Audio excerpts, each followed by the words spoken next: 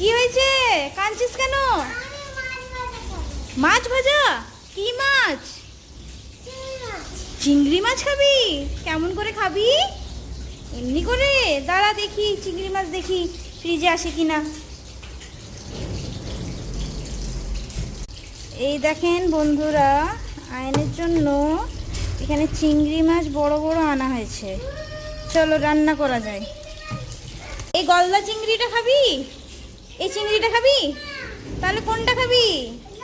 এই দেখেন বন্ধুরা, কি বড় বড় সাইজ দেখেন চিংড়ি। ওর বাবা কালকে অন্যকে নিয়ে এসছে, ও এটাই খাবে, আমি ওর জন্য রান্না করে দিচ্ছি চিংড়ির সাথে ভেন্ডি টমেটো দিয়ে। আর আজকে আমাদের হবে ডিম আলুর তরকারি। কী খাবো, রোজ রোজ তো কিছু খেতে ভালোই লাগছে না, আজকে ভাবলাম কিছু হালকাই রান্না করবো, ডিমের ঝোল আর এই তরকারি। এ দেখেন কড়াই চাপিয়ে দিয়েছি, এবার রান্না স্টার্ট করব।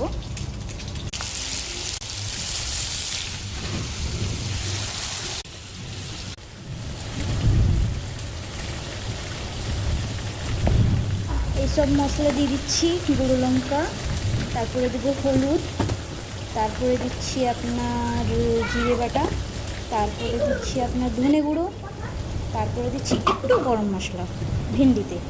তারপরে ভেন্ডিটাকে ভালো করে মজিয়ে নিয়ে আমি তেল বেরোনো অবধি আমি এটাকে ভালো করে মজাবো। এই দেখো আয়ান, তোমার টেস্টি টেস্টি বলো, টেস্টি ইয়ামি, তুমি খাবে? ইয়ে আয়ান খাবে।